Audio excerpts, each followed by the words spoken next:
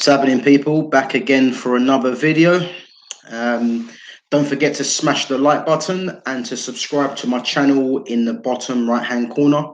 And any questions or any comments that you guys might have, be sure to drop them in on the live chat, and then I'll do my best to get back to you guys as and when I finish off the stream. So today, bit of a different kind of feel to it.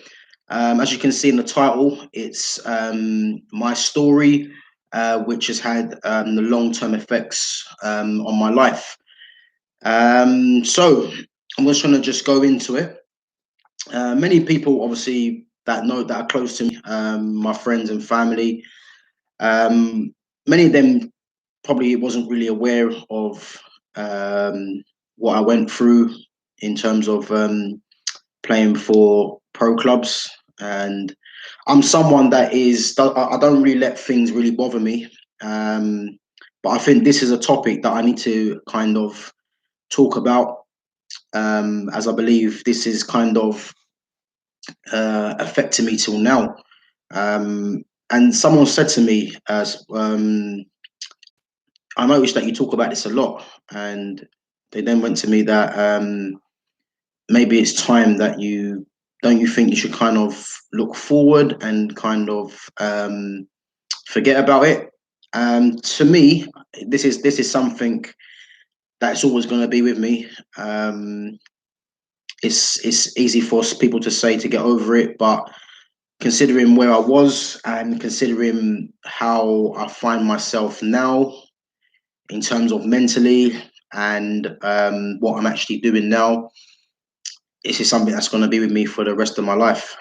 So I'm just going to tell my story and just going to tell you guys, what affects me. So this starts from actually my friend, Big Up Tubbs. He actually sent me an article of a player by the name of Max Noble, who I believe he played for Fulham.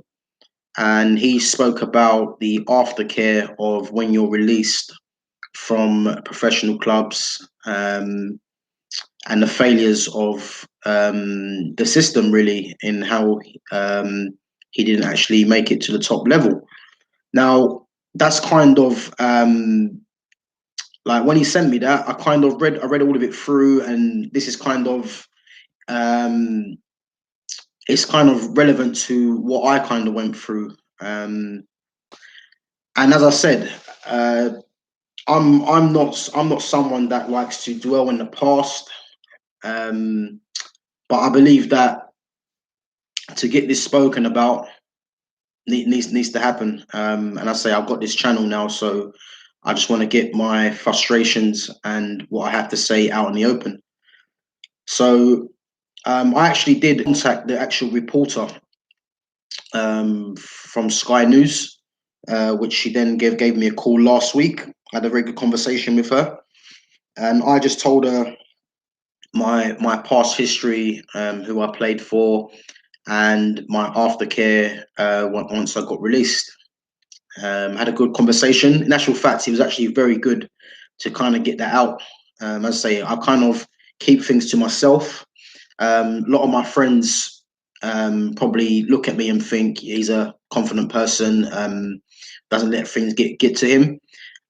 This doesn't really get to me, but it's something that frustrates me more than anything, and which is the problem with society today as we see it.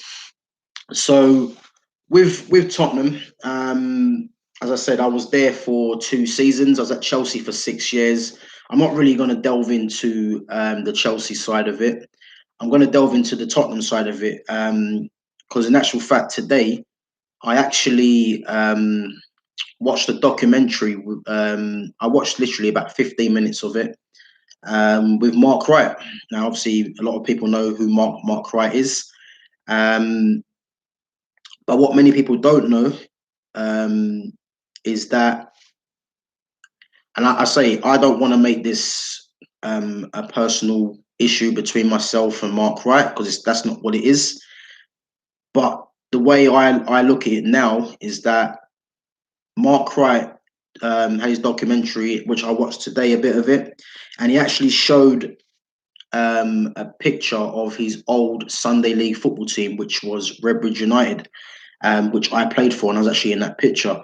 But what I'm going to talk about is he started off, as he mentioned, at Arsenal, West Ham, and then he eventually come to Tottenham.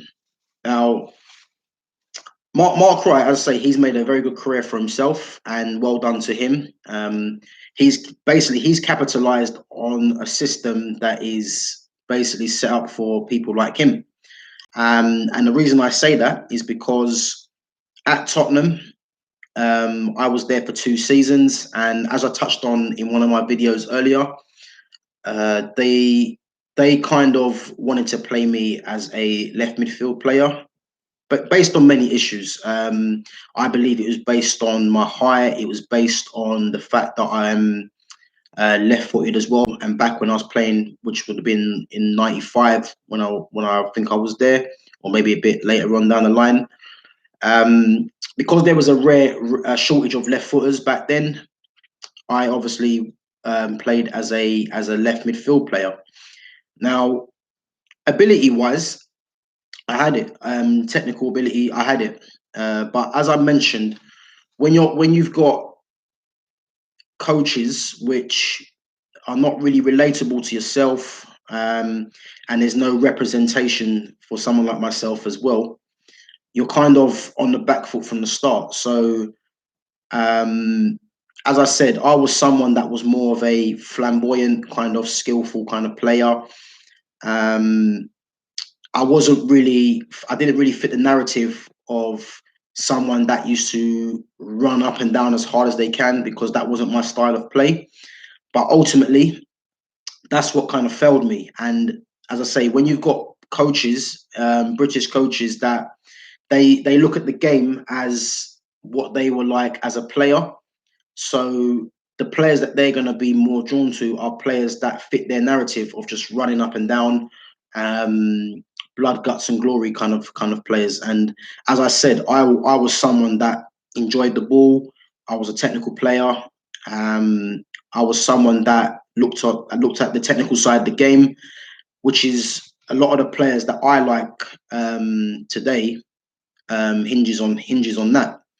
Now, with Mark Wright, he he only joined Tottenham, I believe, which would have been probably a couple of months before they actually chose the players for the scholarship.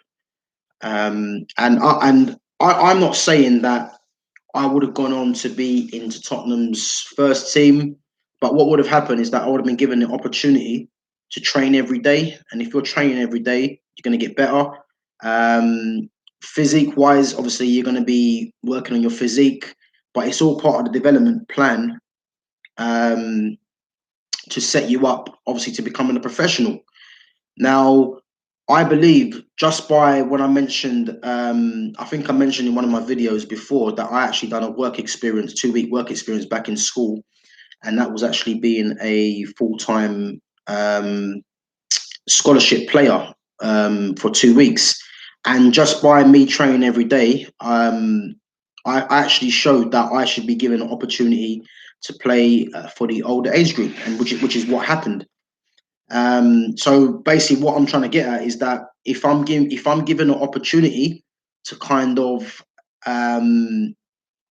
progress myself, to work hard, train every day, I'm going to show results, because, as I say, natural talent coupled with hard work, with the opportunity to perfect your craft, you are obviously going to get better.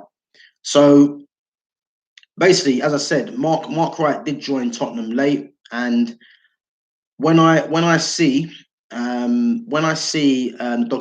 documentary today, he says obviously getting released from Tottenham is one of the was one of the hard things to take in his career. You being given your scholarship ahead of me, has basically fucked my career, if I'm honest. Because, and the reason I say that, and as I say, many people probably don't know this. Many of my friends and family don't know this, as I keep it to myself. I've always had this kind of thought, but I kind of keep it to myself because, as I say, I'm not someone that likes to live in the past. But as much as I try, this is always going to come back to me because what I find myself doing now is not what my career path was meant to be.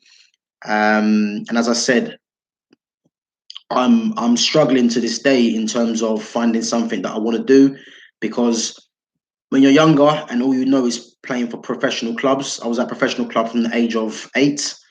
When you're always on that scene and then you don't make it, as many people would know, there's no really fallback option. So you're kind of left to your own devices, and then you find yourself going from different job to job, never happy. And that, for me, that stems from that decision from because he has directly basically replaced me in the youth team, under 17 team at the time. And basically that was based on just, as I keep mentioning, relatability and representation. Because ability wise, there's no question there was no chance he was better than me ability wise. Um, as I say, the system was set up for him. The coaches, the management was all set up for him, and it meant that I was the fall guy, really. And that's literally what happened. Because if you look at the youth team that was chosen, he actually came in as the left back, and then the guy that actually played left back went to left midfield, which is where they played me, and I'm squeezed out the team. Back then, I didn't really look at it. I look at it like that because when you're so caught up in it, you kind of like just want to get onto the next thing and try to get something else. But the more time I had to just sit down and think what's actually happened, the more I think to myself, yeah, this is the reason why my career has kind of just gone a way that it shouldn't have gone. Really, I should have, in my mind, and anyone that actually knows me would obviously vouch for this. Friends and family, they obviously knew I should have become professional. And sometimes when I talk about it now, it winds me up thinking that if I was given that chance, then yeah, I would have obviously maximized the ability that I had to um, to make something of my career.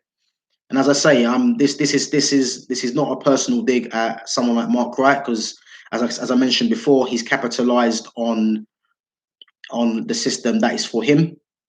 But when I see that he said that he was devastated at not being offered but at not being offered a pro at Tottenham, the very fact that he was in there as an apprenticeship as such was basically the direct replacement of myself. And as I said, for me, that's hard. That's hard to take. Which, as I say, keeps bothering me even till now. Now, the thing what I want to touch on as well is that it's the aftercare, which is one of the main issues as well. Now, having read the Max Noble story, he mentions this a lot with about the aftercare from the clubs for players. Now, for me, my personality, I have a very strong personality. Now, I could have gone down the way that some players have done in terms of committing suicide, and I can fully understand why some players actually do commit suicide because if you've been brought up to just know just football, and then you don't make it, and then there's no aftercare for you afterwards, it does play in your mind because you're obviously going to be thinking to yourself, well, what do I do next?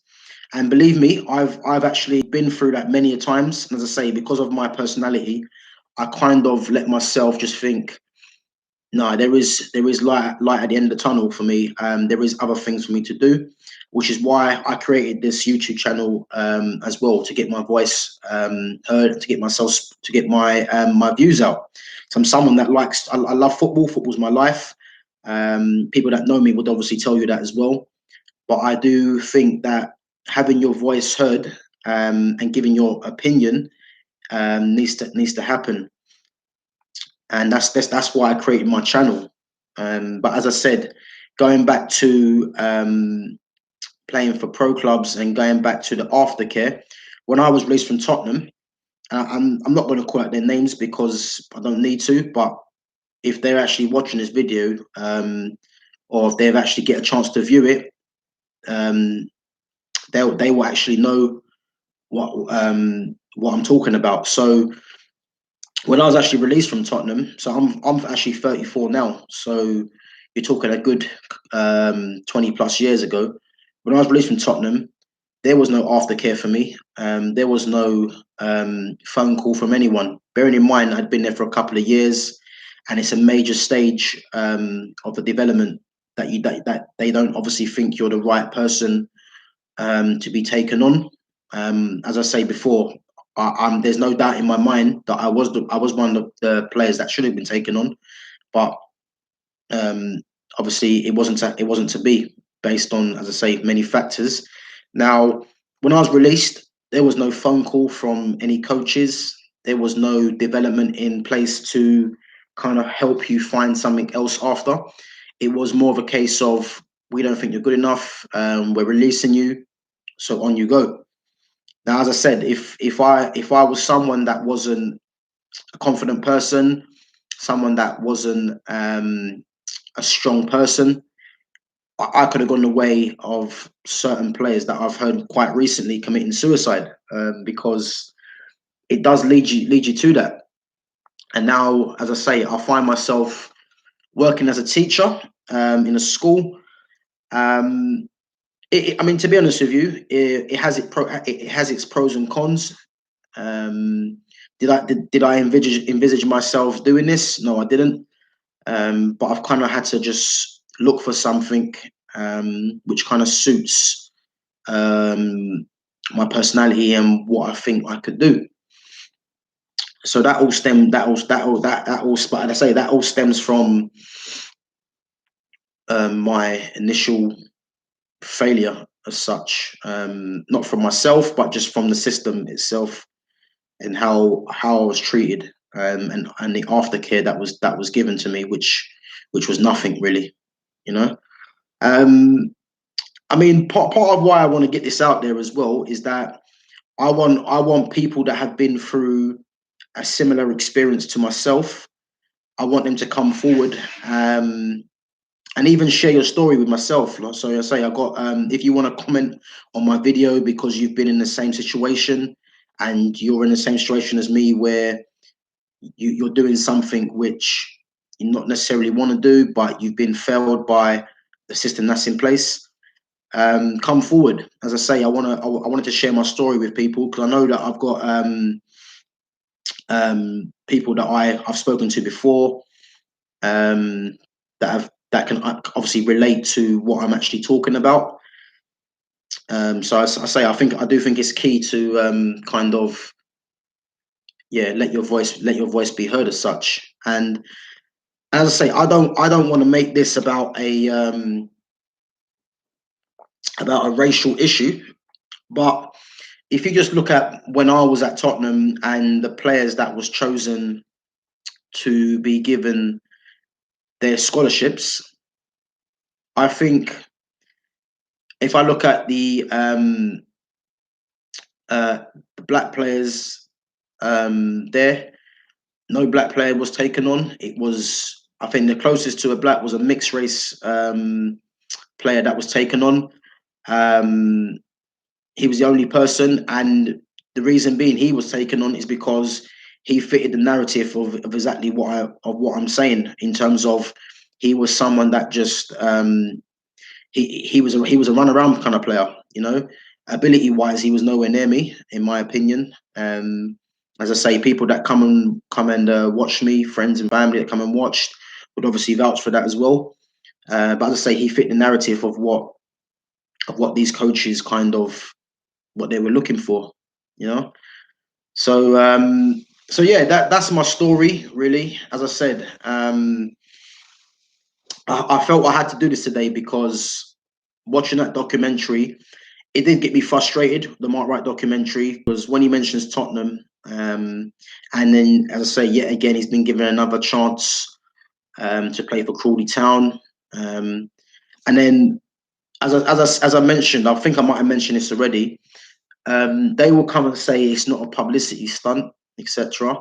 Now, for me, the fact that you have to mention it's not a publicity stunt means it means it is actually a publicity stunt, because he's been out of football for how long, and yet he's been given another opportunity over some players that were probably slightly younger and have been released from clubs or haven't made it, and then he's just coming through the back door, really, because basically because of the person who he's built himself up to be, really. And as I say, I'm not discrediting what he's done. He's been given an opportunity, and he's maximised his opportunity. I just wish that myself, having been given this opportunity, um, I would have maximised it as well. Because, as I say, in life, it's all about being given that chance to kind of propel yourself. And that one moment at Tottenham, as I say, which I don't really speak about to many people, the one moment that was chosen by the coaches, management that was in charge, to give a player that had only been there for 2 months to get his scholarship ahead of myself that was there for 2 years, has had a real impact on my life, as I say, because I was lost to the game after that with no aftercare from the clubs. And as I say, like, I'm in the footballing world, I should have been someone that was recognised, because, as I say, I trained every single day, getting home from school, training. My dad used to obviously train with me as well. Went to training every day, every time they was training on, which we trained twice a week. Didn't miss a training session. Worked hard, and ultimately, um, it didn't happen. Obviously, the coaches themselves will know why. Um, and I say it's hard for me to kind of take, knowing that I was so close and that opportunity was taken from me, um, based on, in my opinion, relatability. You know, and as I said, it's things for me do need to change in terms of having coaches that are relatable to yourself. As I mentioned before, you've got so many black football players, but there's hardly any black coaches. There's hardly any black managers. There's hardly any black black people, really, in the systems to make black players now thrive. Which is a crying shame. And I just want to touch on again, actually, with the racial abuse that Axel Twanzebe has actually received again. I mentioned in one of my videos that the only way this is going to stop, really, is that if all the black players in the league just come to a common goal that they're just going to just not play. That's the only way it's gonna happen, because racial abuse now has always been there. I say I've got plenty of stories to tell, in terms of how I was kind of treated playing for other clubs. As I say, racial prejudice comes in different forms. It's not words that are being used. It could be just the way you're treated, stereotyping, which I was a victim of as well. As I say, I don't really talk about these kind of things. I'm kind of going to use my channel to kind of get to the point of it, really. But I just believe that the racial abuse is always going to be there. Social media is here now, so it's never going to go away. It's up to players to take a stand. And in my opinion, as I said, to just not play. Because if you're going to get all black players within the league to not play, or even around Europe to not play, you imagine the notice that will be taken from that. So that's what I believe needs to happen. Whether that happens or not remains to be seen. So yeah, but yeah, as I say, that's my story. So don't forget to smash the like button and to subscribe to the channel. As I say, my channel is called Keeping It Real, and that's what I plan. That's what I plan to do. That's what I plan to do. So so yeah, I say if you've got any comments, any questions, then feel free to kind of drop that in. As I say, I'm going to be back here tomorrow. I'm going to bring my cousin on tomorrow. We're going to have a discussion about football just in general. So be sure to check in with that. That's going to be a nice, fun-filled kind of questions just on football. Hope you guys like the video. As I say, don't forget to smash the like button and subscribe to my channel. And I'll catch you guys later.